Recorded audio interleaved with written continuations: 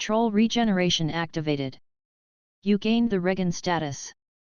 Master's shield activated. That farmer did not mess around. What about Vainqueur? His own Darwinist perk had protected him from the Dragon Slayer additional damage, but the dragon must have suffered it head-on. If the sheer power had brought Victor so low, and would have one-shot him without final problem, he dared not imagine what the dragon endured. From whatever signals he received from his body, he was face down on the sand, battered by waves and rain, his scythe within reach of his hand, but his legs buried. He had to rise up, find his friend. "Is he dead?" a female voice asked. They were here. Right next to him. Victor laid still, not giving any hint of survival away. "Skill check successful." "I think so," another woman replied, her voice cold and vaguely Swedish sounding. "Yes." "Is the corpse still warm?" "No. No, no, no." "Why?" His Majesty Votan said, "No desecration of the dead. But with our hours, we never had fun." Charisma check successful. Terror negated. "Enough prattle, my Valkyries." The thunderous voice of King Votan boomed from above, the very air crackling with lightning.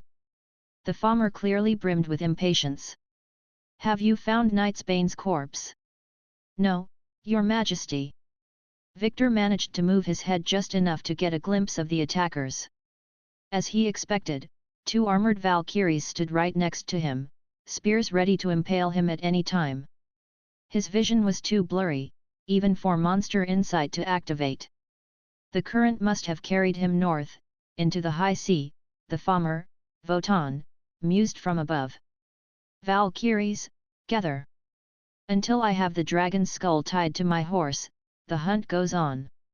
The 2 women muttered something about overworking under their breath, before blowing sand into Victor's helmet with their wings. He heard them fly away, the sound of thunderbolts, the whines and lightning flashes growing weaker.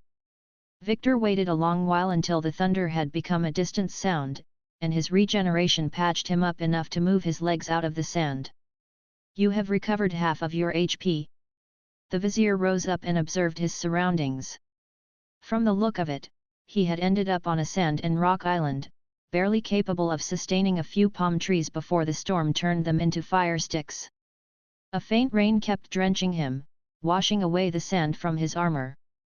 Hundreds of electrified fish laid on the sand, the victims of Votan's Ragnarok, and unfortunately, Victor noticed a few members of the dwarf crew among them. Unlike him, they weren't faking death. Thankfully, he also noticed his black grail left on the shore, so he could maybe raise them, but damn, the remnants of a wing of the piggy bank laid as a testament of the attack's overwhelming savagery. Very far into the horizon, Victor could see violent thunderclouds move towards the high sea. The storm followed this King Votan everywhere he went, as he relentlessly searched for Vainqueur. They had moved far away, but Victor had no guarantee they wouldn't return. He had to find Vainqueur, and quickly. Where was he anyway? The farmer believed the current had dragged him away, but Master's shield needed close proximity to activate. Victor immediately guessed what happened, and cast a spell on the shore. Naglfar. Hundreds of pallid, corpse-like hands, appeared on the beach and began to excavate the sand.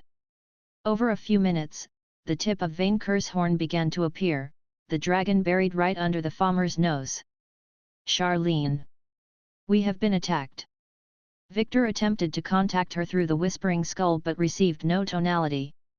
"Scarlet Study. We are sorry. This mortal is not available right now.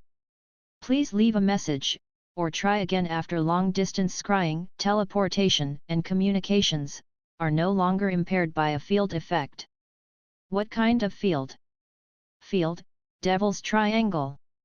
aka the Bermuda Triangle." "Great. Just great." At least he knew he was north of the Dagger Coast, but if the legends about that location were a reality in Outremont.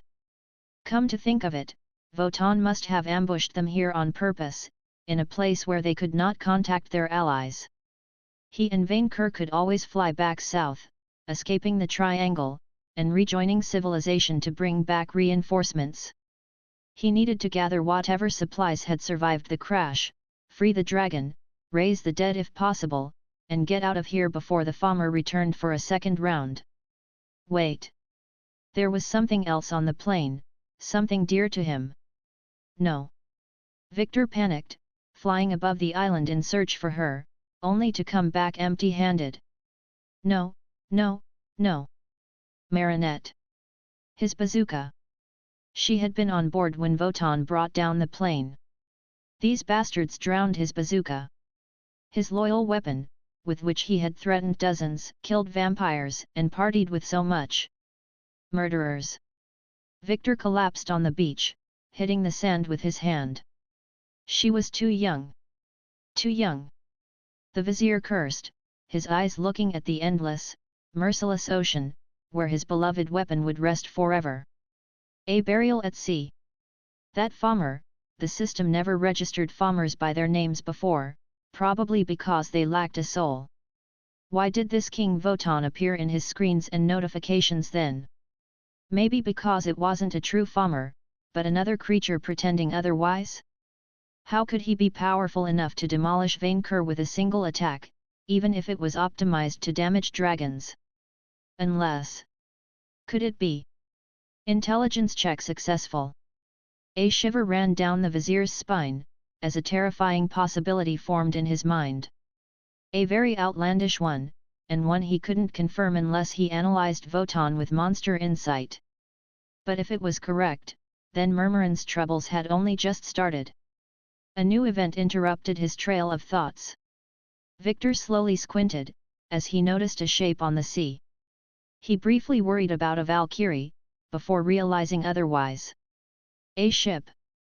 A large ship, getting closer.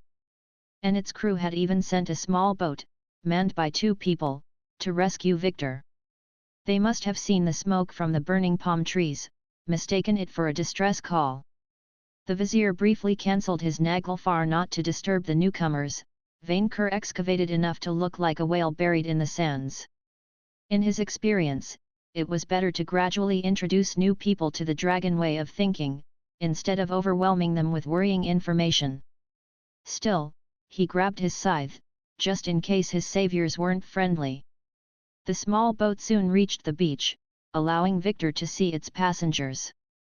The first was a birdkin, a humanoid parrot with flamboyant emerald feathers and a rounded hat, and the second a one-eyed orc. Both carried sabers and muskets around their belts.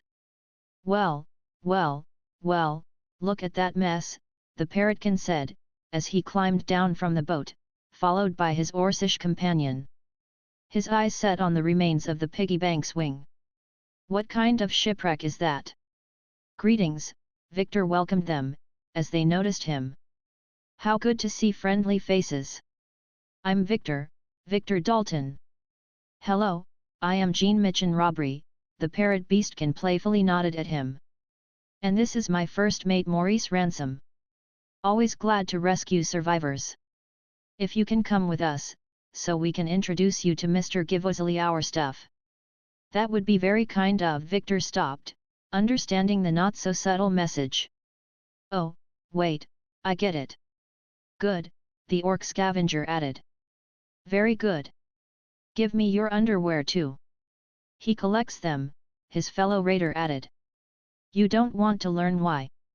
Well, unfortunately, I have a date with Miss Screwia on that island, so I must decline. Oh, look at that, the birdkin said with an even more sarcastic tone than before. Another member of the Anti-UA dead smart-ass family. This is so cute. Guess we'll have to introduce him to my cousin Sarah Slavery soon, the orc added. She's very mean, and she never lets go. But she pays well, especially for half-fiends bastards like you buddy. She'll probably cut off your tail too, I heard devil tails make for good aphrodisiacs. Victor sighed at these stupid crooks. Guys, I am a winged half-dragon wearing armor made from lone shark's souls and wielding a scythe with an insta-death feature. I have sand in my boots, and I'm pissed. So for your sake, go away. Ain't that terrible, both drew muskets and aimed at Victor's head. You have a scythe, we have guns. And I have a dragon. The two exchanged glances. I don't understand that metaphor, either, the orc admitted to his companion. Vainqueur Knightsbane recovered all his HP, and so did you. You will, Victor said, as the shore around them moved on its own. The two would-be pirates took a few steps back, as Vainqueur's neck fully emerged from the beach, his body dusty with sand. They immediately shot at him with their muskets, the bullets bouncing off his scales. Minion, what is all the racket? Vainqueur complained, clearly struggling to wake up. He hadn't even registered the attack. Angry locals, apparently, Victor deadpanned, pointing his scythe at the pirates. They proposed to carry us on their boat to the mainland. Ah, new minions. The dragon narrowed his head at the two crooks. The orc fell on his lap, having wet himself, while the birdkin was too terrified to fly away.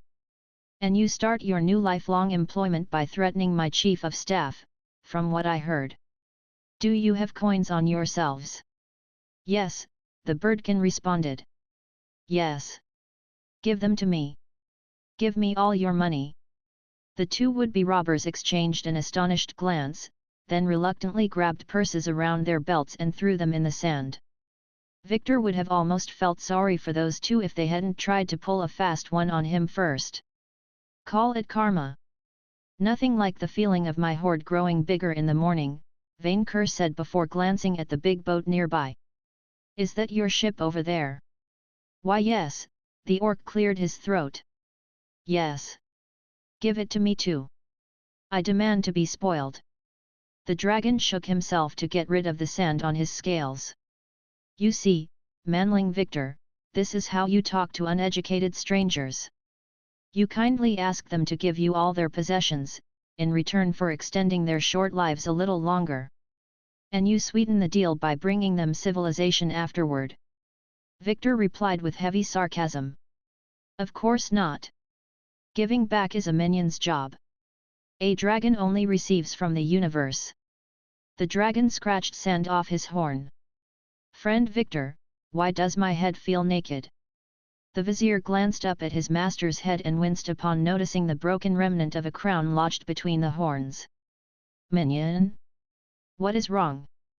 They all had lost something dear to them today.